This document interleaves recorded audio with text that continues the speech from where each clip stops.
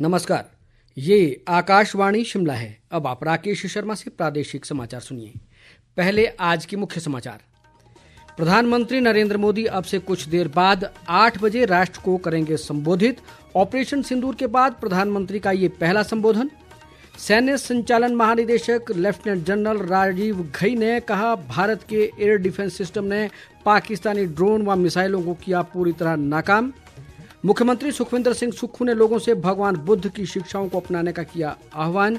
और विपक्ष के नेता जयराम ठाकुर ने सिंचाई के बिजली बिलों में बढ़ोतरी पर की राज्य सरकार की आलोचना। अब समाचार विस्तार से। प्रधानमंत्री नरेंद्र मोदी अब से कुछ देर बाद 8 बजे देश को संबोधित करेंगे। ऑपरेशन सिंदूर के बाद प्रधानमंत्री का देशवासियों के नाम ये पहला संबोधन होगा। आकाशवाणी और दूरदर्शन के समूचे नेटवर्क पर इसका सीधा प्रसारण किया जाएगा। इस बीच प्रधानमंत्री ने आज नई दिल्ली में अपने आवास पर एक उच्च स्तरीय बैठक की अध्यक्षता की। बैठक में रक्षा मंत्री राजनाथ सिंह, विदेश मंत्री एस जयशंकर, राष्ट्रीय सुरक्षा सलाहकार अजीत डोभाल, प्रमुख रक्षा अध्यक्ष अनिल चौहान, तीनों सशस्त्र सेनाओं के प्रमुख और अन्य वरिष्ठ अधिकारी मौजूद रहे। बैठक में ऑपरेशन सिंदूर सहित अन्य मुद्दों पर चर्चा की गई। भारत के एयर डिफेंस सिस्टम ने पाकिस्तान के ड्रोन, लड़ाकू विमान और मिसाइलों को पूरी तरह नाकाम किया है। सैन्य संचालन महानिदेशक लेफ्टिनेंट जनरल राजीव घई ने आज नई दिल्ली में एक पत्रकार वार्ता में बताया कि पाकिस्तान के पास भारत की हवाई रक्षा को भेदने का कोई मौका नहीं था और भारतीय सशस्त्र बल इसके लिए पूरी तरह तैयार थे। राजीव घई ने कहा कि भारत की मल्टीलेयर काउंटर ड्रोन और एयर डिफेंस ग्रिड ने पाकिस्तान की हर कोशिश को पूरी तरह नाकाम किया। अगर आप सारे सिस्टम्स को पार कर भी गए तो आपको फिर भी एयरफील्ड या लॉजिस्टिक इंस्टॉलेशन या जो भी चीज को आप टारगेट कर रहे हैं उसमें पहुंचने से पहले कोई ना कोई इस लेयर्ड ग्रिड का सिस्टम जरूर गिरा देगा। जो दुर्दशा कल आपने पाकिस्तान एयरफील्ड्स की देखी, हमारी एयरफील्ड्स हर प्रकार से ऑपरेशनल हैं। यही नहीं, पाकिस्तान के ड्रोन्स और वेपनाइज्ड यूएवीज से की गई हमलावर कोशिशें भी इस ग्रिड के कारण नाकाम हुई और जो बचे कुचे ड्रोन्स थे उन्हें हमारे शोल्डर फायर्ड हथियारों से मार गिराया गया। आतंकियों पर हमारे सटीक हमले लाइन ऑफ कंट्रोल और इंटरनेशनल बाउंड्री को पार करे बिना किए गए थे। आज बुद्ध पूर्णिमा है। विश्व भर में आज बुद्ध पूर्णिमा धार्मिक हर्षोल्लास के साथ मनाई जा रही है। आज ही के दिन महात्मा बुद्ध ने बोध गया में महाबोधि वृक्ष के नीचे महानिर्वाण प्रपात किया था। राष्ट्रपति द्रौपदी मुर्मू और प्रधानमंत्री नरेंद्र मोदी ने बुद्ध पूर्णिमा की देशवासियों को शुभकामनाएं दी हैं। इस मौके पर शिमला के संभोटा तिब्बती स्कूल में एक कार्यक्रम का आयोजन किया गया, जिसमें मुख्यमंत्री सुखविंदर सिंह सुक्खू ने मुख्य अतिथि के रूप में शिरकत की। उन्होंने लोगों से भगवान बुद्ध की शिक्षाओं पर चलने का आह्वान किया। उन्होंने कहा कि भगवान बुद्ध का जीवन हमें सिखाता है कि करुणा, शांति और मानवता ही सच्चे धर्म के मूल स्तंभ हैं। आज के ही दिन भगवान बुद्ध का जन्म हुआ था। उन्हें ज्ञान की प्राप्ति हुई थी और इसी दिन उन्होंने महापरिनिर्वाण भी प्राप्त किया था। एक ही दिन में ये 3 महान घटनाएं इस दिन को बेहद पवित्र और महत्वपूर्ण बनाती है। भगवान बुद्ध का जीवन हमें यह सिखाता है कि करुणा, शांति और मानवता ही सच्चे धर्म के मूल स्तंभ है। भारत और पाकिस्तान के बीच संघर्ष विराम के बाद नागर विमान परिचालन के लिए अस्थायी रूप से बंद किए गए 32 हवाई अड्डों को अब तत्काल प्रभाव से खोल दिया गया है। इससे पहले इन 32 हवाई अड्डों को इस महीने की 15 तारीख तक नागर विमान परिचालन के लिए बंद रखा गया था। भारतीय विमानपत्तन प्राधिकरण ने एक बयान में यात्रियों को सलाह दी है कि वे सीधे एयरलाइनों से उड़ान की स्थिति की जांच करें और नियमित अपडेट के लिए एयरलाइनों की वेबसाइट पर नजर रखें। इधर शिमला हवाई अड्डे से भी कल से सभी उड़ानों का संचालन किया जाएगा। आज अंतर्राष्ट्रीय नर्स दिवस है। यह दिवस आधुनिक नर्सिंग की जनक फ्लोरेंस नाइटिंगेल के जन्म के उपलक्ष्य में मनाया जाता है। अंतर्राष्ट्रीय नर्स परिषद हर वर्ष इस महत्वपूर्ण दिवस को मनाता है। इस वर्ष का विषय है हमारी नर्सें हमारा भविष्य, नर्सों की देखभाल, अर्थव्यवस्था का सशक्तिकरण। केंद्रीय स्वास्थ्य मंत्री जगत प्रकाश नड्डा ने कहा है कि नर्सों का कल्याण सीधे तौर पर देश की स्वास्थ्य प्रणाली की मजबूती और राष्ट्रीय विकास से जुड़ा है। उन्होंने नर्सों की करुणा, शक्ति और प्रतिबद्धता की सराहना की है।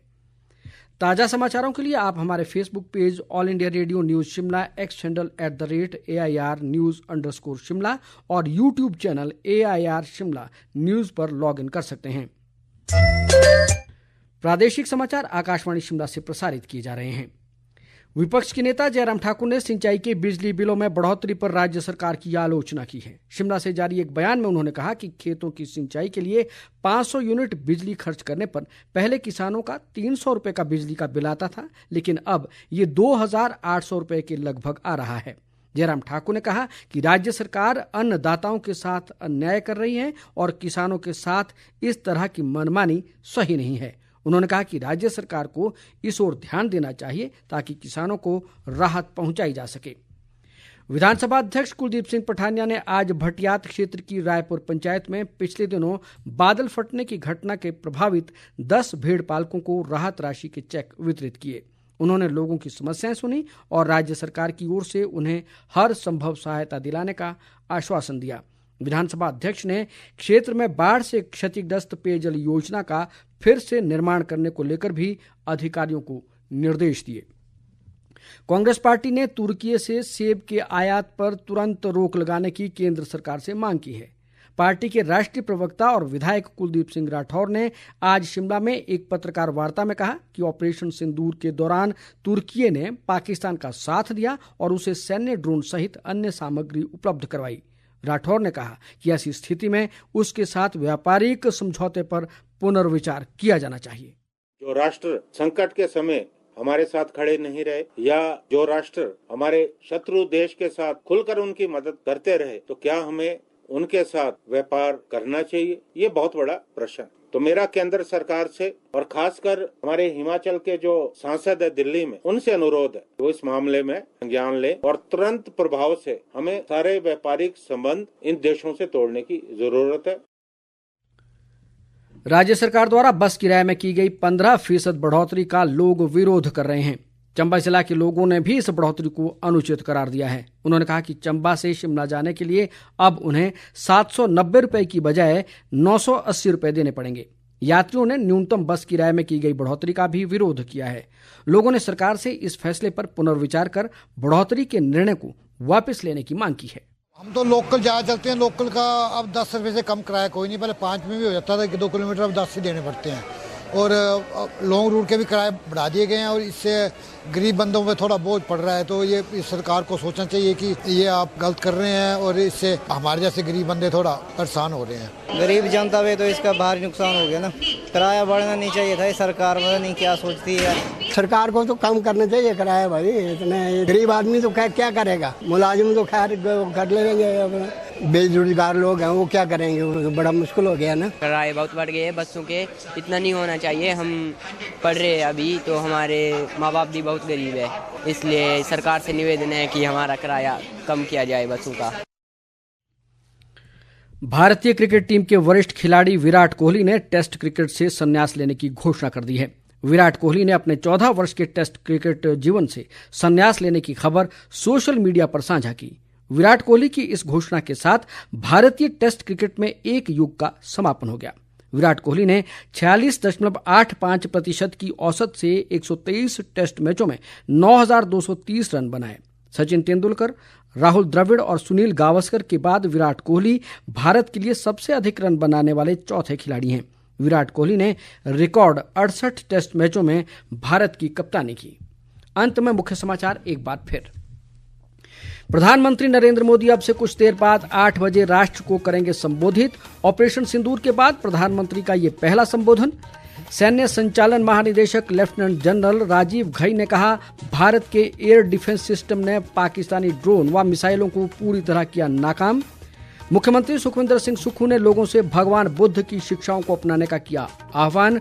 और विपक्ष के नेता जयराम ठाकुर ने सिंचाई के बिजली बिलों में बढ़ोतरी पर की राज्य सरकार की आलोचना। इसके साथ ही ये समाचार बुलेटिन समाप्त हुआ। हमारा अगला बुलेटिन आप सुन सकते हैं कल सुबह 9:20 पर। नमस्कार।